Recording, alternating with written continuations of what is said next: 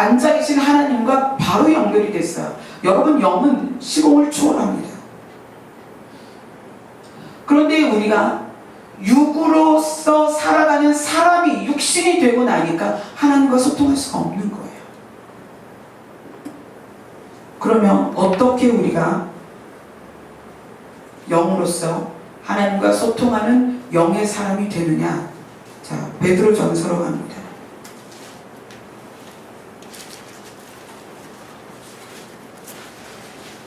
베드로전서 3장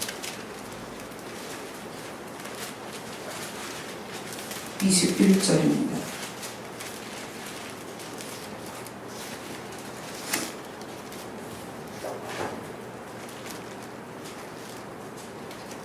베드로전서 3장 21절 같이 읽습니다. 시작. 물은 예수 그리스도께서 부활하심으로 말미암아 이제 너희를 구원하는 편이 곧 세례라. 이는 육체의 더러움을 제하여 버림이 아니요 하나님을 향한 선한 양심의 간구니라. 자, 세례라는 말이 나와요.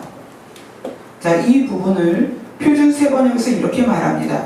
세례는 육체의 더러움을 씻어내는 것이 아니라 예수 그리스도의 부활을 힘입어 선한 양심을 가지려고 하나님께 드리는 호소입니다. 이렇게 나와요. 자, 이게 무슨 말이냐면, 자, 보세요. 아담과 하와는 우리처럼 똑같은 육신을 갖고 있었지만 영으로 이끌리는 사람이었고요. 영의 사람이었기 때문에 셋째 하늘에 계신 하나님과 직통으로 연결되는 사람이었습니다. 그런데 그가 선악과를 먹으면서 선과 악을 알게 되면서 악으로 치우치고 육신이 되어서 하나님이 사람에게서 영을 꺼내갔다고 그랬어요. 얼마만큼? 120년의 맥시멈을 두고 영을 꺼내가서 사람은 120년 만에 죽습니다. 물론 아직까지는 수명이 그렇게 되지 않지만. 그런데 여기서 세례라는 말이 나오면서 이 세례를 통하여 우리가 영의 사람으로 바뀔 수 있다는 걸 지금 이야기를 해주는 거예요. 자, 그게 뭐냐면 하나님을 향한 선한 양심의 강군이라. 자, 양심이 뭐냐면, 양심. 너 양심이 있어 없어? 그런 말 많이 하죠. 양심이 뭐냐면 옳고 그른 거, 선과 악을 분별하는 도덕적인 기준이에요. 자, 보세요. 아담은 선과 악을 알게 하는 열매를 먹으면서 어디로 치우쳤어요? 악으로 치우쳤어요. 그래서 부끄러움을 알고 수치를 알게 되고 벗었다고 나무 밑에 숨어서 나뭇가지로 몸을 가리고 육으로 치우쳤기 때문에 육의 감각이 살아난 거잖아요. 그래서 하나님이 너 왜 숨었냐 그랬더니 하나님이 주신 저 여자가 저걸 먹게 해서 제가 이렇게 됐고요. 여자는 또 뱀이 먹게 해서 이렇게 됐고요. 그렇게 탓하면서 증오하면서 미워하면서 이런 존재가 됐단 말이에요. 그런데 세례는 뭐냐? 세례는 양심, 선과 악을 구별하는 제대로 된 기준을 회복하는 거라는 거예요. 세례라는 게. 여러분, 여기 계신 분들 다 세례 받았죠? 회복이 되셨습니까? 선과 악을 분명하게 구분하고 옳은 것과 옳지 않은 걸 분명하게 구분해서 옳은 것을 취하고 선과 악 중에 선을 취하는 그것이 세례라는 거예요. 그것이 회복되는 거. 만약에 아담에게 선한 양심이 있었다면 선과 악을 아는 열매를 먹었어도 육으로 치우치지 않았겠죠. 그런데 아담은 육으로 치우쳤어요. 그래서 셋째 하늘에 계신 하나님과 지구상의 사람이 단절됐단 말이에요. 완전히. 근데 그것을 해결하는 방법이 세례라는 거예요. 세례. 너희는 세례를 통해서 선한 양심을 회복해라. 이렇게 이야기를 하는 거예요. 선한 양심을 회복하면 너희가 육에 있지만 선과 악을 구별해서 악을 취하는 게 아니라 선을 취하고 그러면서 너희가 영의 사람이 될 수 있다라고 이야기하는 거예요. 여러분, 세례라는 말이 구약에 나올까요? 안 나올까요? 세례라는 말은 구약에 단 한 번도 안 나옵니다. 세례라는 말은 신약에 88번이 나와요. 왜 세례라는 말이 신약에만 등장을 할까요? 선한 양심을 회복할 수 있는 것, 선과 악을 구별해서 선을 취하는 것, 옳고 그름을 구별해서 옳은 걸 취할 수 있는 유일한 방법이 예수 그리스도의 보혈밖에는 없기 때문이에요. 자, 그래서 표준 세번역에서 그렇게 말합니다. 세례는 육체의 더러움을 씻어내는 그런 요식적인 행위가 아니라 예수 그리스도의 부활을 힘입어 선한 양심을 가지려고 하나님께 드리는 호소다. 그러니까 여러분이 요식적인 행위로 유아 세례를 받든 성인이 돼서 세례를 받든 그 세례는 행위적인 세례입니다. 그러나 진짜 세례는 뭐냐면 예수 그리스도의 보혈로 씻김을 받아서 우리가 이 땅에 살지만 이 땅에서 선과 악을 구별하고 옳은 것과 그른 것을 구별해서 옳은 걸 취하고 선한 걸 취함으로써 영의 사람이 되도록 하기를 하나님 앞에 간구하는 행위가 세례라는 거예요. 그래서 그렇게 말하죠. 너희가 물과 성령으로 거듭나지 아니하면 결코 하나님 나라에 갈 수 없다라고 이야기해요. 셋째 하늘과 지구가 단절됐습니다. 사단으로 인해서. 그 사단은 우리의 혼을 공격해서 지속적으로 육에 치우치도록, 그리고 악한 것을 선택하도록, 죄를 선택하도록 지금도 여전히 활동하고 있어요.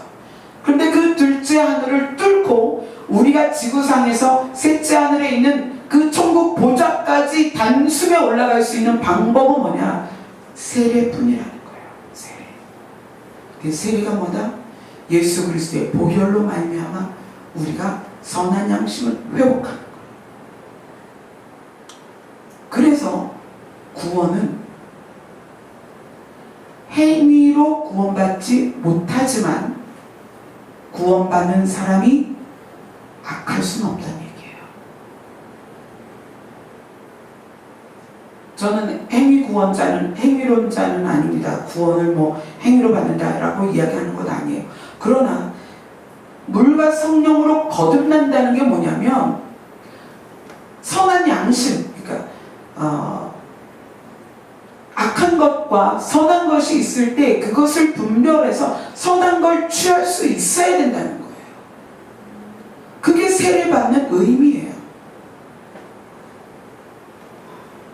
그렇다면 우리가 일상을 살아가면서 내가 장로요, 권사요, 목회자요, 요즘은 평신도 사역자도 많죠. 이런 사역 저런 사역 하는데 그러면서 선한 것과 악한 것을 분별하지 못하고 악한 것을 취한다면 우리는 어떻게 우리의 구원을 장담할 수 있느냐는 거예요. 하나님은 우리에게 회개할 기회를 주기 위해서 시간을 주셨다고 말씀을 드렸습니다. 하나님이 사람에게 시간을 주신 이유는 쇠퇴하고 소멸하고 낡고 약해지는 우리가 하나님의 공급만으로 살도록 시간을 주셨습니다. 우리의 몸은 낡아집니다. 그래서 하나님이 주시는 걸 받아야 돼요. 또 하나님이 시간을 우리에게 주신 이유는 회개할 기회를 주기 위해서다라고 얘기했어요. 사단은 늘 현재 시점에 있기 때문에 그는 결코 회개할 수 없어요. 그렇잖아요. 하나님이 천년이 하루 같고 하루가 천년 같다. 천년도 현재요, 하루도 현재이기 때문에 그건 같다는 거예요. 어제나 오늘이라 그래서 동일하신 거예요. 하나님이. 사단도 마찬가지예요. 그래서 하나님께서 회개할 기회를 주시기 위해서 우리에게 시간을 허락하신 거예요. 과거를 돌아보고.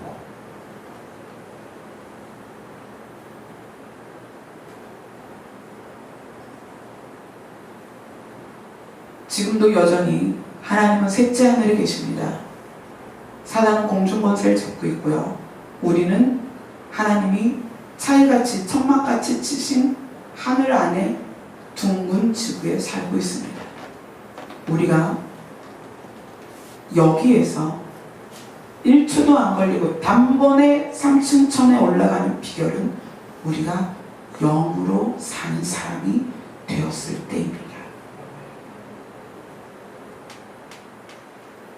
그것은 우리가 세례를 통하여서 선한 양심을 회복하고 그리고 우리가 그것을 하나님 앞에 간구할 때 하나님은 우리에게 그 길을 열어주세요. 여러분은 우리 손으로 만져지는 이 육신에 쌓여있기 때문에 늘 육신의 감각에 모든 것이 초점이 맞춰져 있어요. 그걸 벗어나야 돼요. 그걸 벗어나지 않으면 이 땅에서 3층 천까지 셋째 하늘까지 그 통로를 뚫을 수가 없어요. 그래서 기도를 영의 호흡이다 그렇게 이야기를 하죠. 말씀을 영의 양식이다. 근데 영의 호흡과 영의 양식이 영에게 주어지기 위해선 우리에게 이 세례라는 통과 절차가 있어야 돼요. 예수 그리스도의 보혈로 여러분이 선과 악을 또 옳은 것과 그른 것을 구별할 줄 아는 그 기준이 바르게 세워져야 돼요. 그렇지 못하기 때문에 목회자로서 할 수 없는 일들을, 사역자로서 할 수 없는 일들을, 성도로서 도저히 할 수 없는 일들을 여전히 하고 있다는 거예요. 그러면서도 기도를 하죠. 그러면서 여전히 찬양을 합니다. 여러분, 오늘 말씀이 쉽지 않습니다. 쉽지 않지만 여러분이 반드시 아셔야 돼요. 왜냐하면 우리가 이 땅에 거하지만 3층 천에 계신 셋째 하늘에 계신 하나님과 통해야 돼요. 선과 악을 알기 전에 아담처럼 우리는 하나님과 소통을 해야 돼요. 여러분이 오늘 말씀이 어려우시면 집에 가셔서 이 말씀을 다시 한번 다시 리플레이해서 들어보세요. 하나님이 우리에게 뭘 요구하시는지, 우리가 지금 무엇을 회복해야 되는지, 이 셋째 하늘과 창조의 비밀에 대해서는 앞으로도 몇 시간 더 여러분들과 나누도록 하겠습니다. 기도하겠습니다.